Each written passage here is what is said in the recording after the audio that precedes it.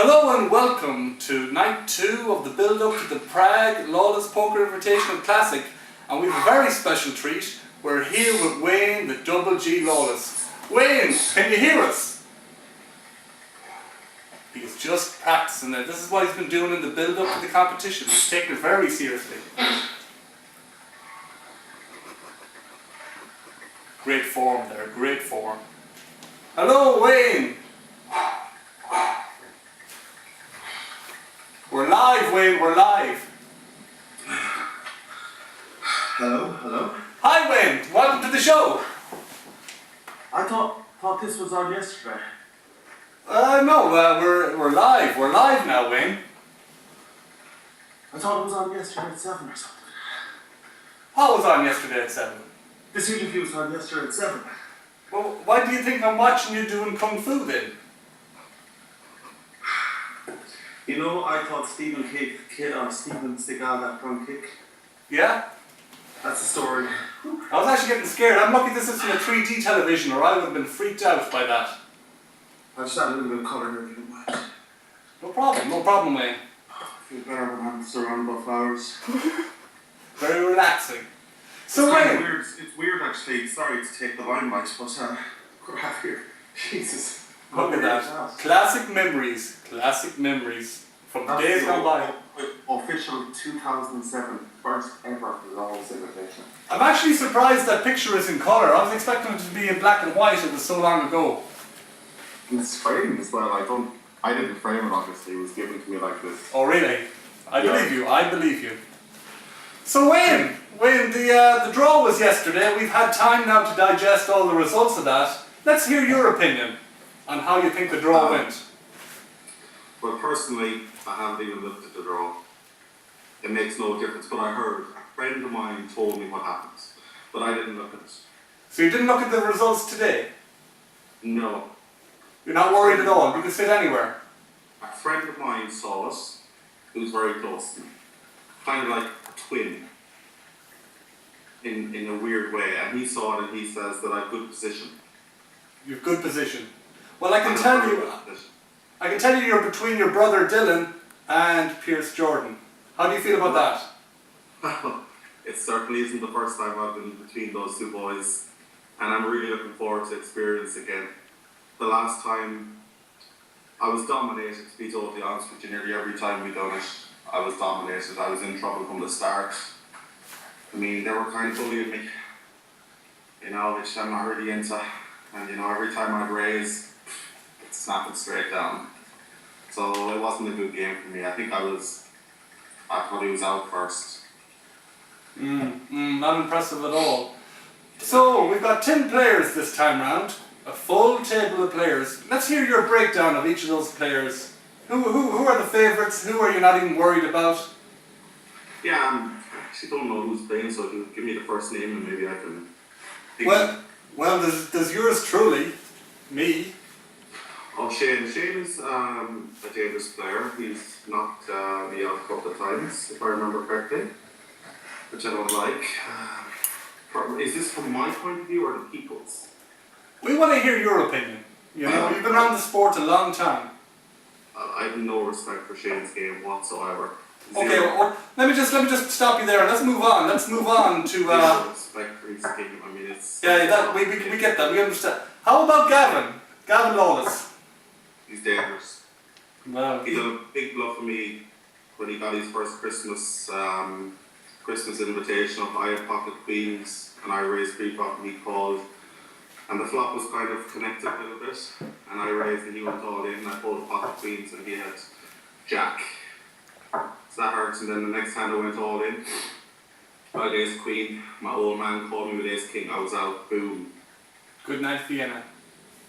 So how about some of the rookies in the tournament? What we would call, I suppose, poker virgins, and as we know, when Wayne Lawless is in the presence of virgins, they're not usually virgins for very long. So how are you going to go about introducing these players to the real hardcore, tough, shark-infested waters of the Lawless Invitational? Which player would you like me to dissect first? Well, let's say Greg.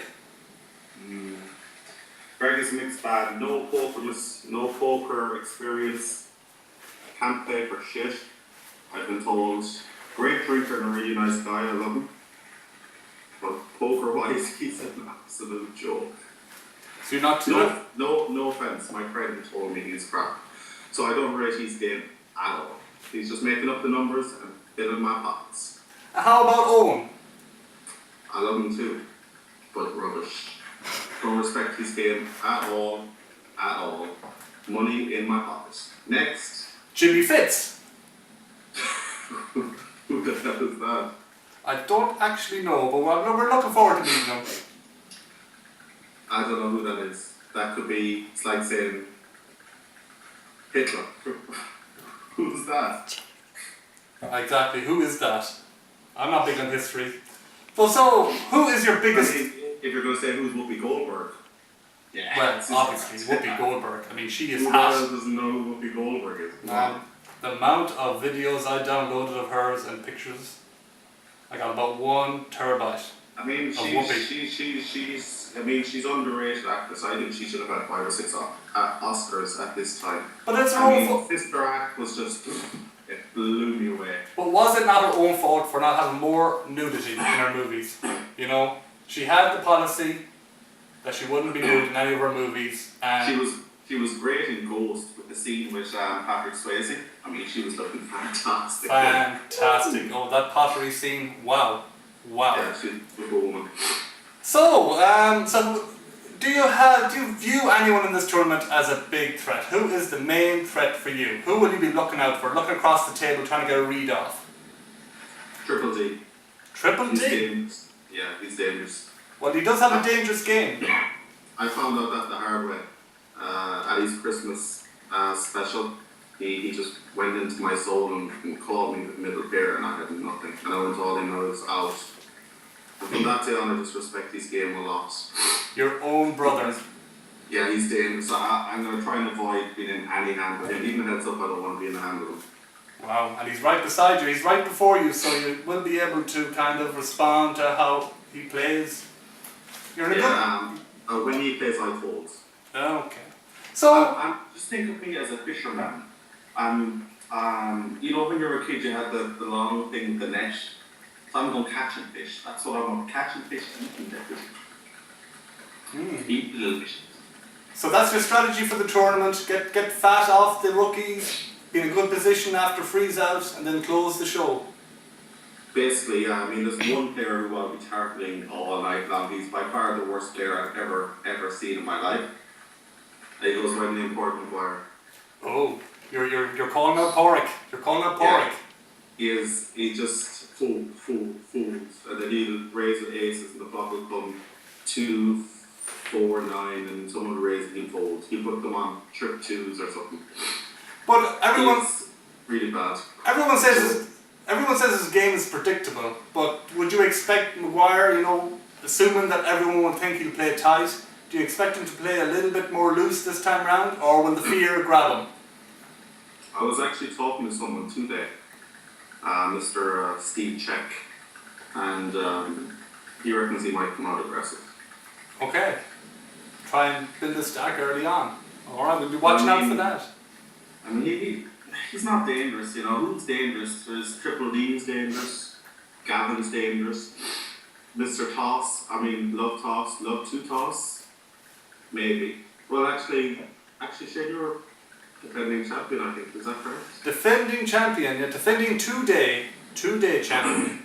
The only one. As far as I know, there's never ever beaten a 2-day. That's an accomplishment, and I mean, you're not really getting much respect. I mean, I'm actually interviewing you. Well, maybe somewhere down the road when I win my second bracelet, we can do that. And just so I know how you feel, how do you feel about the lack of respect and people just laughing at your game? I enjoy it. You know, I can use that to benefit me. I can, when people assume that they think I have nothing or they think I'm calling with nothing, so I can use that against them. And I'm happy to do so. They can keep on disrespecting my game. But listen, we're not here to talk about me. We're here to talk about you. Yeah. So now, Wayne, you know I'm not going to pull my punches in this interview. You know, you are a 2-time bracelet winner, But a lot of people are ruling you out of winning this tournament. They're saying, you know, they're comparing you to Phil Hellmuth. They're saying that you were good in the early tournaments, but as, you know, more experienced players became, and the more we learned the game, that we've improved, but you've remained at a standstill. And they're saying that you haven't a chance to win this tournament. How do you respond to that criticism? That's a mouthful. That's what she said. That's what he said. I mean, she. But, I mean, okay, people think I'm the Phil Hellmuth, the poker rat, blah, blah, blah. Okay, there's a few small differences, firstly, between me and Phil Hellmuth. I don't have 11 world titles. I have 2.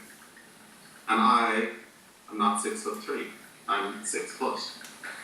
Other than that, and I'm not American, but other than that, we're probably identical. Identical, that is true. And he has game. I mean, he was on 2 final tables this year in the World Poker Tour that people don't even know. He went in with Queens against Ace Jack, which is a big favourite, and he got beaten on the river. And the other tournaments, he got sucked out into. So I take very highly offence to, you know, even saying Phil Hellmuth is bad. He's a great player, and I am the best player at this game. There's no doubt about that. It just depends how the cards flop on the day for me. This is true, you know. A lot of other people view you as a legend of the game. Doyle Brunson has called you the greatest living player of all time. Phil Ivey has said that you're hung like a black man. Annie Duke said she'll never forget that night you had together in the Bellagio. Where do you rank yourself in the all-time poker greats? I know you're a very kind of honest person, and you know you're not that out there. Where would you rank yourself? Well, you know me, Shane. We've known each other, and I don't boast, and I'm very modest, and I don't like saying things, but I'm definitely first in the world by far. By far the best player in the world. But even after so much success in the sport, how do you keep yourself motivated? Why do you keep turning up to these tournaments? What is there a fire inside you? Is there a competitive streak in you? Maintenance. Oh, the maintenance. Because that is interesting about when you mention maintenance, because we do have a tweet here from someone called Loves to Toss 1980, and they say, "Hey Wayne, when are you coming to visit Wayne Jr. and where's my maintenance money?" Do you know who that might be?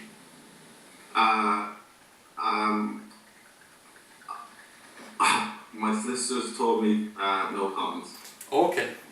I won't press you on that one, but you know, little Tyrone ain't so little anymore. He's 35. So first of all, I ain't paying no more maintenance, girl. They grow up so quickly. You know, he would get a job, except he is half black and half Hispanic and half Indian. So, you know, what do you expect? But you know, that was like, you know, that's a little bit of controversy there, and your career has not been without controversy. Of course, there was the other alleged incident in Las Vegas involving 4 hookers and 2 Tibetan midgets and that Vietnamese pot-bellied pig. You know, and there were some deaths as well. The coroner report said that the cause of death was severe anal trauma. Very nasty stuff, and I know in the past you refused to comment, but here we are live now. Would you like to take this opportunity to answer these horrendous allegations? I have 2 words for you. For my old friend Freddie Mercury. It wasn't me. Okay, that was just someone else that looked like you on the CCTV footage. It wasn't me. Okay, I wasn't there. I wasn't in the country. I was in Las Alcatraz. Las Alcatraz, oh yeah. that other famous gambling casino location. Now, Wayne, you know, this show doesn't really deal in rumours and innuendo, but the Hollywood rumour mill is alight, and you know, rumours are flying around the place at the Cannes Film Festival that, you know, James Cameron could possibly be making a film about your life. Can you let the viewers know whether this is true or just smoke and mirrors? Shane, I have an exclusive for you. This is actually true. Wow. So you'll be working with James Cameron? Yes, James Cameron is going to play me. James Cameron is going to get out from behind the camera and play you. I thought you might play yourself. You know, you're still young enough to play a very early pubescent Wayne, and then be able to, you know, maybe grow a little bit of a beard and play an older Wayne. No, that doesn't interest you at all. Even though even now there's Oscar talk and the movie hasn't even been shot yet, and we don't even have a script, and they're talking Oscar. Sorry, Shane. I was like, James is directing it, but I've quite a childhood star is actually going to play me. Oh really? Who? He was in a very famous film that 5 kids starred. They found a ship with treasure in it. What movie is that? It was about 1985. 5 kids and they found a treasure. Wall Street. No, close. 5 kids, they found a treasure, and there's a big animal in the cave. Ah yes, now I'm with you. Pretty Woman. No. No? The Goonies. Oh, the Goonies, of course, of course. Do you remember the Truffle Shuffle kids? The fat chubby kid, yes. He's gonna play me. Oh, okay, I would have thought it was the Chinese kid, but that's interesting casting there. That is an interesting casting. And there's also rumours that, you know, the movie is going to be a little bit like a sequel to Avatar, that you're going to appear larger than life in 3D and naked. Do you think the audience is ready to see your schlong in 3D, poking out at them from the screen, waving over their heads and the audience ducking? Are we ready for that sort of full frontal nudity from you? I mean, you know the world is gone, Shane. Everything's 3D. But we're taking this to the next level. This is going to be 6D. So what you're saying is the audience is going to get wet? Or they're going to get hurt, Shane. It's going to be... Is messy the right word? Messy probably is the right word. Well, from what I understand, they're not going to allow any women to sit in the first 10 rows in case they get impregnated. That's what I understand. That's what the rumour is. That is true. So listen, Wayne, we're going to wrap up the interview, but we'd just like to get your final thoughts on the tournament. It's not that far away. In less than a week's time, we're going to be flying to Prague.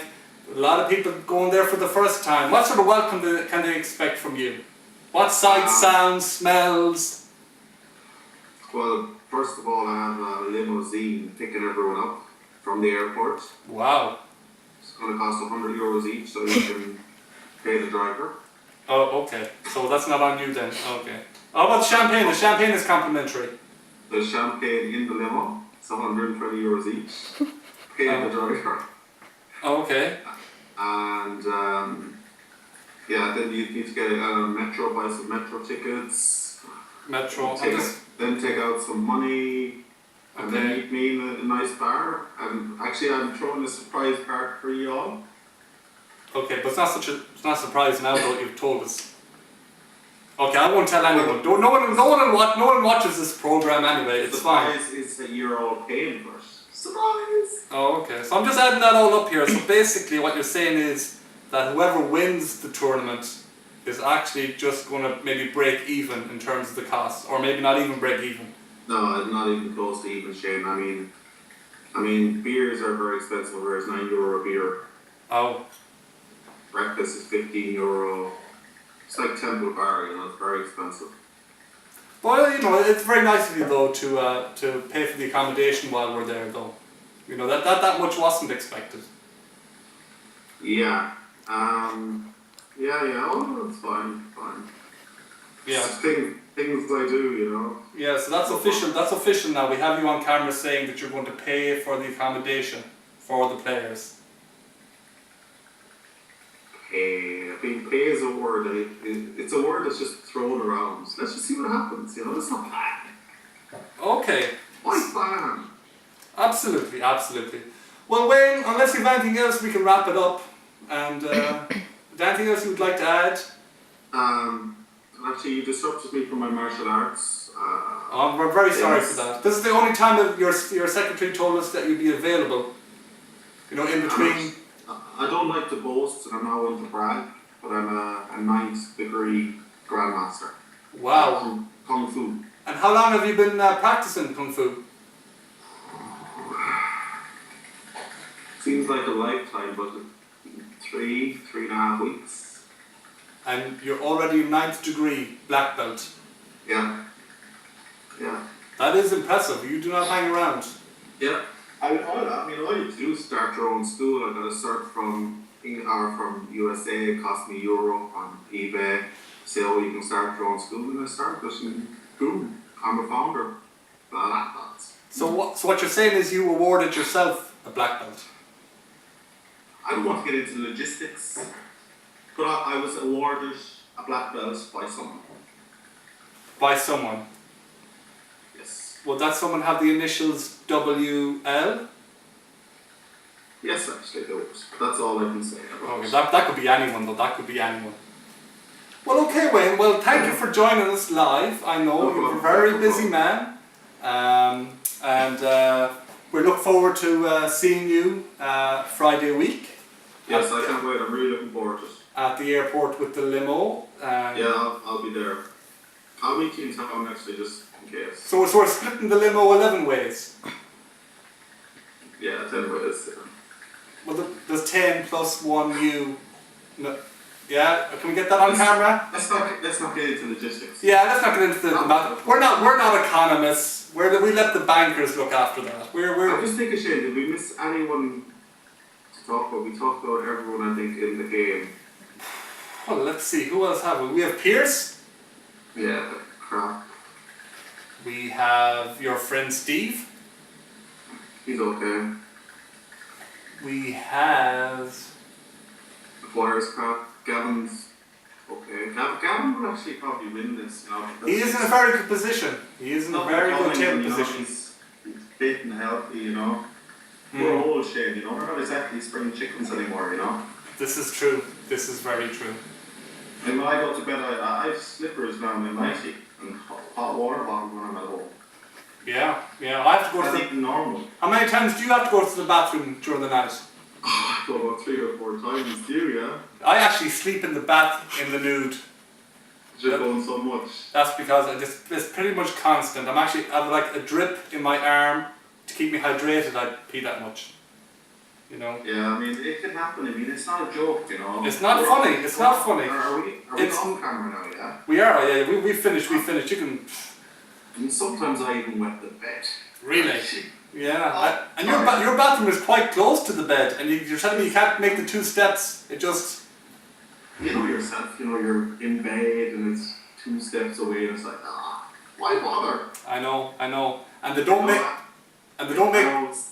I always say the cat done it. But you don't own a cat. Yeah, but... Oh, you don't own a cat. No one says that. It's like, it's disgusting. No one says, you know, when you say, oh, the cat peed in my bed, they don't go, oh, you don't own a cat. It's usually, oh, it's disgusting. Oh. So... Yeah. Well, the joys of getting old, Wayne. You know, they don't make just for men for your pubes. It's pretty much like an old man's wig down there now, if I'm honest.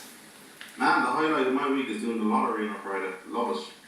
The highlight. Same numbers, same 4 numbers every week. You better believe it. Same 4 numbers every week. 1 line. Yeah. The only problem is, you know, of course, is you actually need 6 numbers to. You need 6 numbers to actually win it. You knew that, yeah? 4 numbers, I thought. No, it's 6 and a bonus number. Because I've had 4 numbers 5 times. Oh. But you know, in fairness, you have a 50-50 chance of winning it. So I'm sure next week. Is it 50-50? Even for the Euro Millions? Like I said, I'm not a mathematician. I'm not an economist, but. Yeah. You know, just working it out here, I think it's you either win it or you don't win it. Because someone told me it was like 100 or 200 to 1 chance. Don't let that.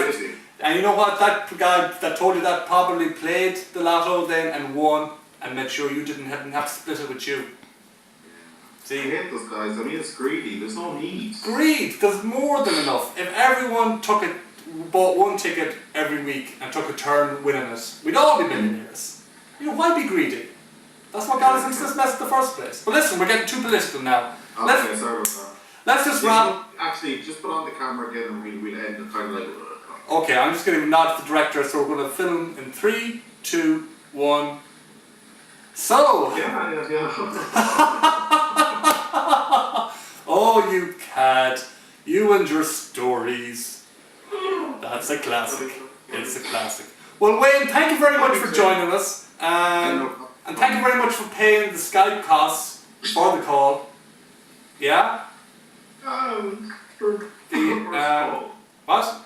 Reverse charges. Was that what I clicked when you called? I accepted it. Oh, okay. But I can invoice you that, and we can work that out. Wayne and Prague. Wayne. Prague. Not even your surname. Just Wayne, Prague, Czech Republic, Prague. Europe. Yeah. Okay. Well, yeah. I'm gonna just say I'll send that out to you, and if you can just if you can send me the PO back, and we can sort that out. But thank you very much for joining us, Wayne. We appreciate it. Always a pleasure to hear your insights about the game of poker, and we look forward to playing next Friday and playing the poker on Saturday. Yes, it'd be great fun, Shane. Thank you very much for the call. Thank you very much, Wayne. Bye bye. Bye bye.